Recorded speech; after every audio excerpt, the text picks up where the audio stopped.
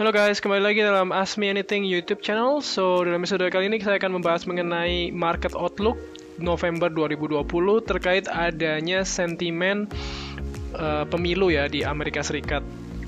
Jadi teman-teman yang baru gabung, yang baru melihat atau baru menonton channel Ask Me Anything, mungkin teman-teman bisa klik subscribe, dan kalau teman-teman suka dengan video ini bisa klik like dan nyalakan tombol loncengnya ya. Ya, tanpa berlama-lama lagi, kita coba mulai aja untuk sesi hari ini ya. Nah, sebenarnya ada beberapa sentimen yang menyebabkan penurunan atau kenaikan dari indeks harga saham gabungan di Indonesia ya. Kita coba bahas aja dari sentimen pemilu AS ya. Nah, sebenarnya dari IHSG sendiri itu bagaimana ya? Kalau kita melihat dari Dow Jones sendiri, yaitu dari pergerakan di tanggal 25-26 Oktober, itu terjadi penurunan yang sangat signifikan ya, di angka sampai berkisar ke 5,9% ya. Jadi Dow Jones itu ditutup melemah, yaitu sebesar minus 5,9%. Dari penutupan tanggal 25 dan 3 hari berturut-turut, dan terjadi gap ya di sini ya, cukup besar. Di tanggal 27 ya, Oktober seperti itu. Nah, kira-kira ini akan berpengaruh seperti apa ya terhadap indeks harga saham gabungan di Indonesia.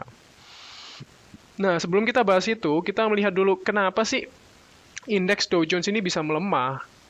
Nah, market sell-off ini yang dilakukan oleh orang-orang investor di Amerika Serikat itu disebabkan oleh beberapa hal, yaitu yang pertama, adanya data klaim pengangguran yang naik angkanya ya, di level tertinggi sejak bulan Agustus 2020.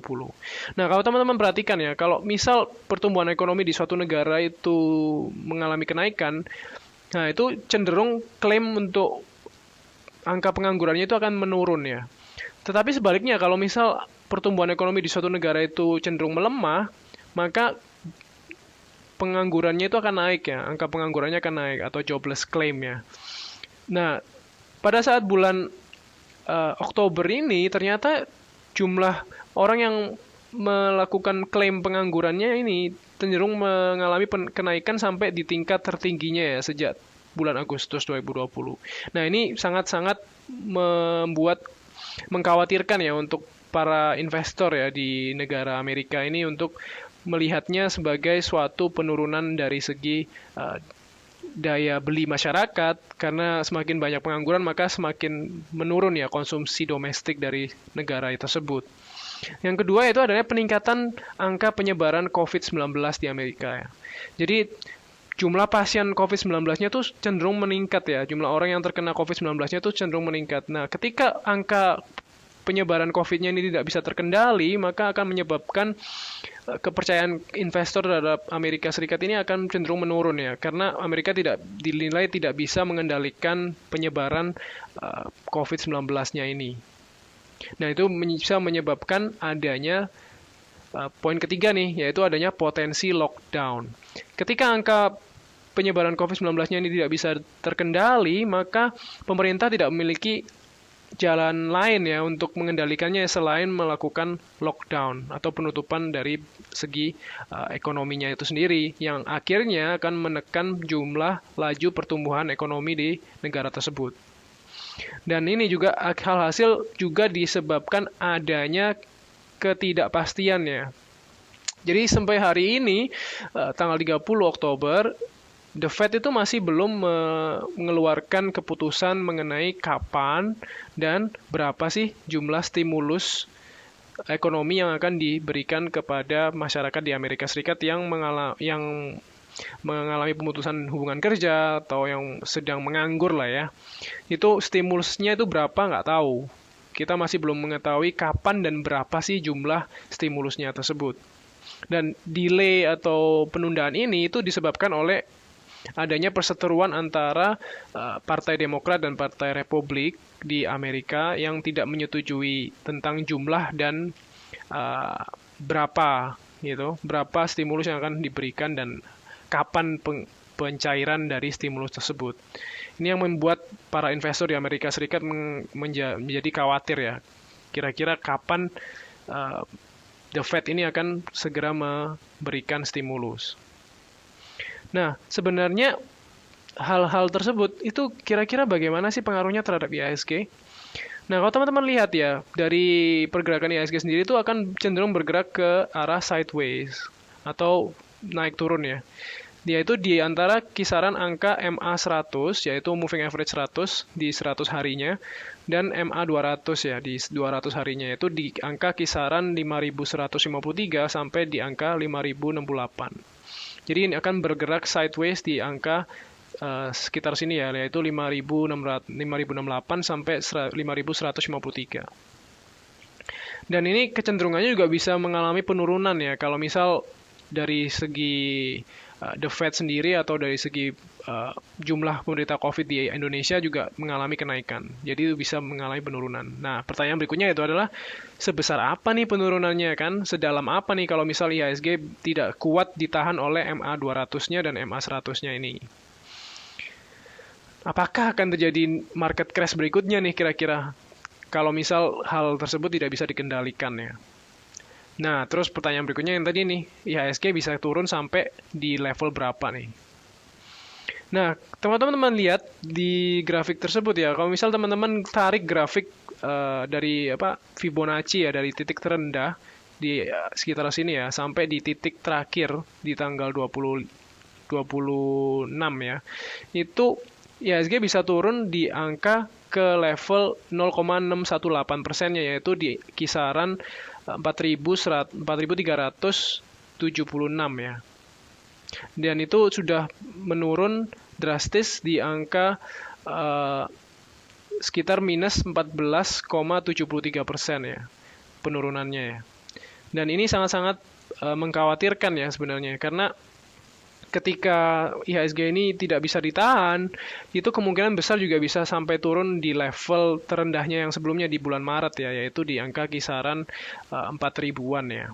Tapi kemungkinan besar sih tidak mungkin jatuh sedalam itu ya, karena ada banyak stimulus-stimulus yang sudah diberikan oleh pemerintah dan dari segi BI juga menjamin, dan juga dari The Fed juga seperti itu. Jikalau hal itu terjadi, maka kira-kira apa nih kalau misal turun di bawah level terendahnya? Jadi strateginya apa ya kalau misal IHSG ini turun dan turunnya dalam sekali? Apakah teman-teman akan lakukan pembelian atau melakukan penjualan dari saham tersebut yang teman-teman sudah punya? Nah, pertanyaan ini sebenarnya terkait apakah sebenarnya teman-teman itu adalah seorang investor atau seorang trader. Karena pendekatan dari dua hal berbeda ini itu akan menyebabkan keputusan yang berbeda ya. Apakah teman-teman sebagai investor atau apakah teman-teman sebagai trader. Nah, kalau teman-teman sebagai investor, ketika harga turun ya, ketika harga turun di market, itu teman-teman harusnya melakukan pembelian. Kenapa? Karena ketika teman-teman mendapatkan diskon lah ibaratnya, mendapatkan diskon dari harga saham yang misal dulunya di harga Rp1.000, sekarang karena adanya market sell off, itu maka misal di harga 500. Nah, berarti teman-teman sudah dapat diskon sebesar 50%. Karena teman-teman akan mendapatkan diskon ini, maka kenapa harus dijual? Nah, malah teman-teman harus melakukan pembelian kembali atau pembelian yang lebih banyak lagi, seperti itu. Tetapi kalau teman-teman adalah seorang trader, maka teman-teman harus melakukan sell. Karena teman-teman beli di harga atas nih ceritanya. Kalau teman-teman beli di harga atas, maka ketika sebelum market ini masuk ke daerah bottom, ke daerah paling bawahnya, teman-teman harus lakukan namanya cut off, sell off ya, untuk cut off di cut loss ya, di harga sebelum jatuh di bawah. Jadi teman-teman harus lakukan penjualan di cut loss teman-teman yang sudah teman-teman set. Nah, teman-teman juga bisa melakukan pembelian kembali ketika sudah berada di angka paling bawahnya ya, ketika dia melakukan reversal ke atas. Nah, teman-teman bisa masuk lagi di angka kisaran bawah, bahwa teman-teman seorang trader. Begitu pula sebagai investor, teman-teman nggak perlu harus menunggu sampai di bottom ya, teman-teman, karena tidak ada satu orang pun di dunia ini yang bisa tahu kapan sih di bottom market ya. Jadi teman-teman bisa lakukan cicil beli ya, ibaratnya cicil beli di angka-angka sekitar ketika jatuh 10%, kemudian 20%, 30%, dan yang seterusnya ya, sampai di angka diskon 50%. Jadi teman-teman kalau misal harganya Rp1.000, teman-teman bisa lakukan pembelian di harga 900, 800, 700, 600 sampai di harga 500 dengan melakukan pembelian secara menyicil. Jadi nggak perlu harus membeli secara lamsam atau menunggu sampai di bottom market. Nah, pertanyaan berikutnya itu bagaimana sih dampak pemilu di Amerika Serikat ini terhadap IHSG? Sebelum saya membahas tentang hal tersebut, teman-teman bisa nyalakan loncengnya, dan kalau teman-teman yang belum subscribe bisa subscribe dulu, dan juga kalau teman-teman suka dengan video ini teman-teman bisa like. Dan untuk dampak dari US election ini terhadap IHSG itu akan kita bahas di video berikutnya ya. Itu saja dari saya di video kali ini. Teman-teman, kalau teman-teman suka dengan video ini bisa like, dan sampai jumpa di video berikutnya, dan jangan lupa subscribe dan nyalakan loncengnya. Salam cuan selalu dan salam sehat selalu. Terima kasih.